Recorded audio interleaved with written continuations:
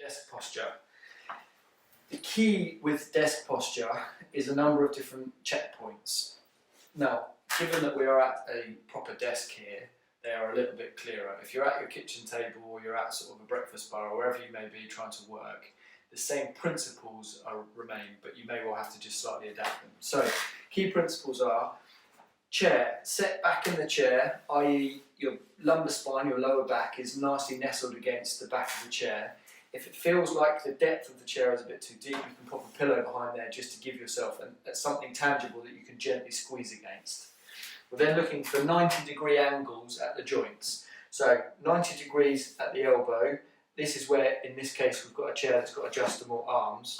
If you have that, you want to just have that so it is supporting your arm, but you're keeping it at 90 degrees. If you don't have it, you'll find yourself slightly resting on your desk.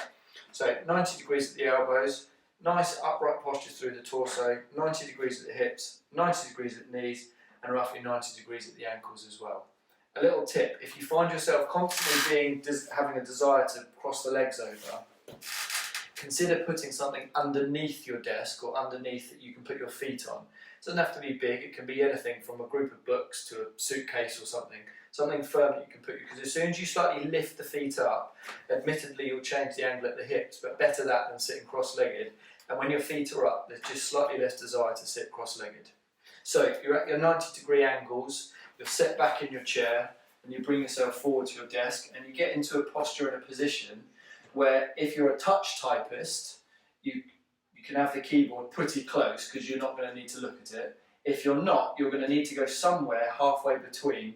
So glancing down doesn't create too much flexion of the neck, but you are able to look in both positions without there being too much of the extreme in either way. Rested postures and positions, you might have a gel mat in front of your keyboard. That just stabilises at the wrists to keep the wrists in a nice straight angle. Similarly for your mouse mat.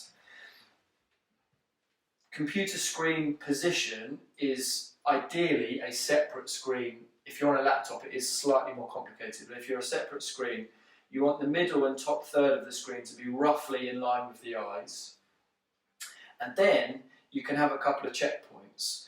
When you are in your said position and you feel like you're in a nice comfortable place and you're upright and you're supported, if you simply, with a frozen posture and position, look to your left and look to your right, just moving your eyes, what you can check for is that out of your peripheral vision, can you see the tip and sort of front of your shoulder? If you can see the tip and front of your shoulders are too far forward. So if I exaggerate that, if my posture was here and I am frozen and I look to my left and look to my right, I can see my shoulder out of my peripheral vision. I know straight away then my shoulders are too far forward. So what I'm going to do is I'm going to go the extreme, roll them out a couple of times, get them squeezed behind me, and then be in a more upright position and posture, acknowledging the fact that they are retracted, i.e. further back than when I initially set myself up, and then I can just check again. Once again, look to left, look to right. I can see the fact that I've got a black top on out of my peripheral vision, but I can't see my shoulders. I know I'm going to be in a pretty good place then. And begin.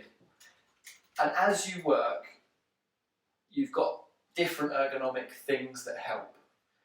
Nothing beats movement. Whether you've got all sorts of kit and a perfect desk setup or you're at your breakfast bar, nothing beats movement. And the ideal equation is that for every minute that you've sat pretty still, you need to move for a second. So if you've sat for half an hour, you need to move for 30 seconds. If you've sat for an hour, you need to move for a minute, and so on. As soon as you start to go above that hour mark, you're going to start to chase things a bit. So there is ideally some sort of movement that's done within every hour or at the hour.